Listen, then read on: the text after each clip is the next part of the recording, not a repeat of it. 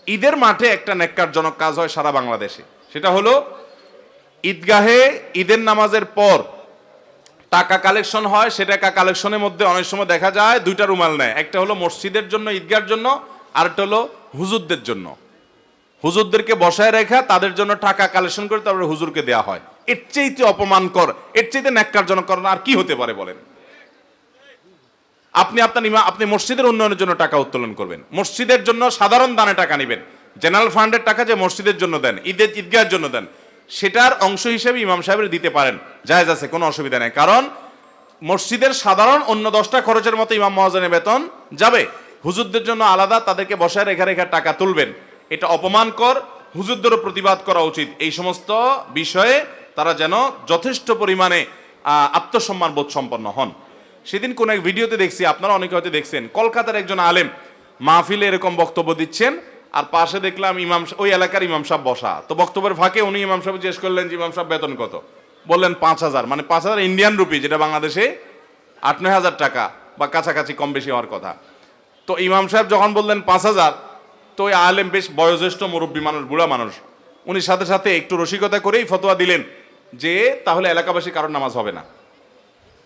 ইমামের বেতন যদি 5,000 হয় তাহলে মুসল্লি একটারও নামাজ, এটা উনি রসিকতা করে ফতোয়া দিচ্ছেন। তার মানে বোঝাতে চাইছেন যে ইমামের বেতন যদি এত কম দাও যেটা দিয়ে ইমাম চলতে পারে না, তাহলে সেক্ষেত্রে তুমি ইমামের হক আদায় করছো না। তুমি কিসের সালাত আদায় করছো আর কিসের বাদবন্দি করছো? তুমি তো ইমামের হক নষ্ট করছো। ইমাম খতিবদেরকে সম্মানজনক সম্মানে দেওয়া উচিত, যাতে সমাজে তারা সুন্দরভাবে সঠিকভাবে চলতে পারে। ইমাম সাহেবদেরকে, খতিব সাহেবদেরকে, অনেক কমিটির লোকরা আছে, লাখ লাখ টাকা মসজিদের ফান্ডে আছে, কিন্তু ইমাম খতিবদের টাকা দিতে রাজি না। এরা সব জায়গায় কঞ্জুসগিরি করে, আল্লাহর ঘরে আইসাও কঞ্জুসগিরি করে, আছে না নাই? এই সমস্ত কঞ্জুসরা কখনো মসজিদ কমিটিতে দায়িত্বপ্রাপ্ত হওয়ার অধিকার রাখে না, যোগ্যতা রাখে না। ওলামায়ে কেরামকে এমন ভাবে সম্মান দিতে হবে যাতে করে তাদের আর অন্য কোনো চিন্তা করা না লাগে। আল্লাহ আমাদের মসজিদ কর্তৃপক্ষকে এরকম ওলামায়ে কেরামের দায়িত্ব, তাদের প্রতি দায়িত্ব কর্তব্য সম্পর্কে সচেতন হওয়ার তৌফিক দান করুন। কত দিতে হবে সেটা নির্ভর করবে কোন এলাকায়, গ্রামে কত হইলে চলে। একটা গ্রামে একটা মানুষ, আজকাল দ্রব্যমূল্যের যে অবস্থা, 15,000 20,000 টাকার নিচে সুন্দরভাবে মিডিয়াম ভাবেও চলা কঠিন হয়ে যায়। শহরে তো 30-40 হাজার টাকা হলে একেবারে কোনো মতে চলা যায়। অতএব এর নিচে যদি বেতন দেওয়া হয় তাহলে সেক্ষেত্রে সেই বেতন কখনো ওই ইমামের সাধারণভাবে তার জীবন যাপন করতে তাকে সহায়তা করে না। বিধায় দায়িত্বশীল হতে হবে। অনেক মসজিদের কমিটির লোকেরা আছে, আমি জিজ্ঞেস করি আপনাদের ইমাম সাহেবের বেতন এত কম কেন? আমাকে জবাব দেয় কি জানেন? বলে হুজুর ওনার অনেক আউট ইনকাম আছে। কি আছে? ওনার খতম আছে, দোয়া দরুদ আছে। তো ইমাম সাহেবরে ওই খতমের ব্যবসা লাগাইছেন তো আপনারা, বেতন দিবেন না ঠিক মতো, তো উনি কি করবে? আমাদের দেশে ইমাম সাহেবরা যদি ব্যবসা বাণিজ্য করতে যায় তাও দোষ, বলে হুজুর মানুষ দুনিয়ার পিছে লাগছে। আবার বেতনটাও ঠিক মতো দিবে না, তো ওনারা কোন দিক যাবে? এগুলো দায়িত্ব জ্ঞানহীনতা। ইমাম মানে নেতা। আপনি যার পিছনে সালাত আদায় করছেন তাকে নেতার মতো সম্মান দিতে হবে। সেখানে তার ন্যায্য অধিকারটাই যদি আপনি না দেন তাহলে আপনি কিসের নেতা মানলেন তাকে? এই জন্য কোন জায়গায় যেন একটা গল্প আমি শুনছিলাম যে এক আল্লাহর বান্দা কোন একটা মসজিদ ইমামতি করে, কমিটির লোকেরা তার বেতন টেতন বাড়ায় না, বরং সবসময় কোণঠাসা করে রাখে, যা দেয় কোনো মতো তার জীবন চালানোটা সহজ হয় না, অনেক কষ্টকর হয়।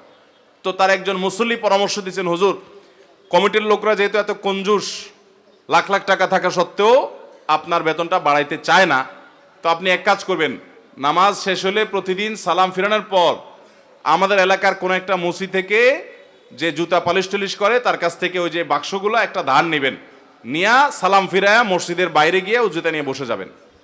এবং মসজিদ যখন জুতা কালার করে তখন ওই একটা ছেঁড়া জুতা রাখে, ওইটার উপরে পাও রাখা ভালোটা কালার করে, আছে না?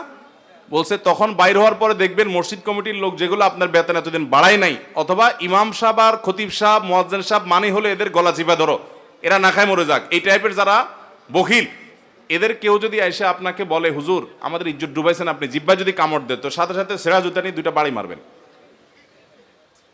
বাড়ি মারি বলবেন যে আমি হালাল উপার্জন করতেছি, তোমার সমস্যাটা কি?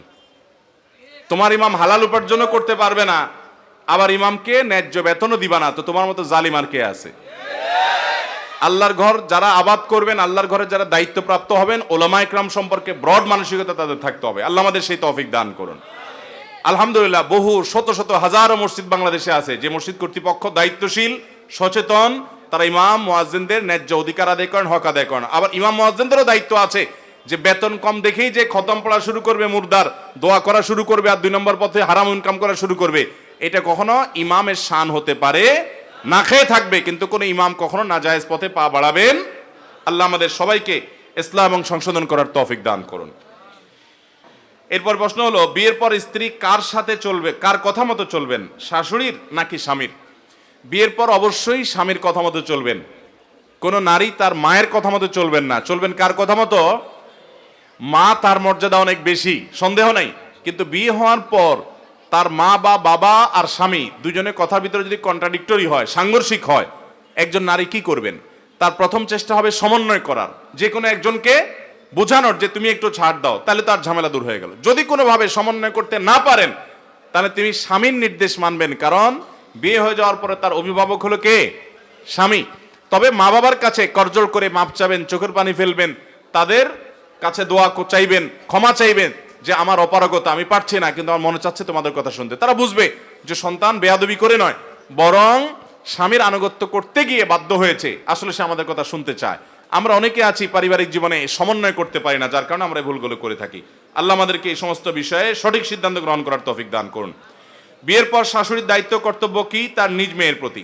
নিশ্চয়ই এটা কোনো বৌমায় কাগজ লিখে পাঠাইছে, উনি শাশুড়ির দায়িত্ব কর্তব্য জানতে চাচ্ছে। আমার কাছে যখন কোনো প্রশ্ন আসে যে হুজুর একজন স্ত্রীর প্রতি স্বামীর দায়িত্ব কর্তব্য কি বলেন, তখন আমার বুঝতে বাকি থাকে না এটা কোনো মহিলা পাঠাইছে। আবার যখন লেখা আসে যে স্বামীর অধিকারগুলো কি কি হুজুর বলবেন, তখন বুঝতে বাকি থাকে না এটা কোনো পুরুষ তার বউয়ের বিরুদ্ধে ফতোয়া চাচ্ছে। এই জন্য আমি প্রায় বলি এগুলো তো প্রশ্ন না, এগুলো এক একটা আলপিন আমার হাতে দেয়া হয়, যাতে করে এটা দিয়ে ওনার একটা খোঁচা দেই, ওনার একটা খোঁচা দেই। আমরা এইসব নিয়তে করি, আমাদের নিজেদের যে করণীয় আছে সেটা আমরা জানার চেষ্টা করি না। আব্দুল্লাহ জাহির রহমতুল্লাহ বলতেন, আমরা সবাই আজকাল অধিকার সচেতন, আমরা কর্তব্য সচেতন না। সেকুলার দুনিয়া আমাদেরকে অতিরিক্ত অধিকার সচেতন হতে বলে। অধিকার সচেতন হওয়া ভালো, অতিরিক্ত অধিকার সচেতনতা ভালো না। কিন্তু ইসলাম আমাদেরকে বলে কর্তব্য সচেতন হতে, দায়িত্ব সচেতন হতে। আমার অধিকার যদি আমি নাও পাই গুনাহ হবে, কিন্তু আমার দায়িত্ব যদি আমি না পালন করি তাহলে কি হবে? গুনাহ হবে। যাই হোক, তারপরে প্রশ্ন এসেছে, আমরা উত্তর দিচ্ছি।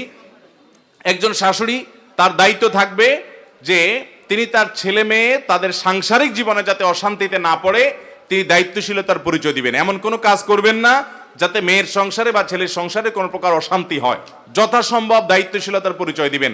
মেয়ে যদি কোনো অসুবিধা পড়ে তাকে ধৈর্যের শিক্ষা দিবেন, পরামর্শ দিবেন, ভালো বুদ্ধি দিবেন এবং তাকে সহযোগিতা করবেন। আর ছেলেরও একই কথা, ছেলে যদি কোনো কারণে তার স্ত্রীর সাথে বনিবনা না হয়, মা সেখানে শান্তি প্রতিষ্ঠার চেষ্টা করবেন। আমার দেশে উল্টাটা হয়, মারা আরো অশান্তি বেশি তৈরি করে দেয়। এরকম মায়েরা কিন্তু গুনাহগার হবেন, কারণ বান্দার হক নষ্ট করছেন। আপনি মা হয়েছেন দেখে যা খুশি তা করবেন, সে সুযোগ কিন্তু নাই। আল্লাহ তাআলা আমাদের মাদেরকে হেদায়েত দান করুন।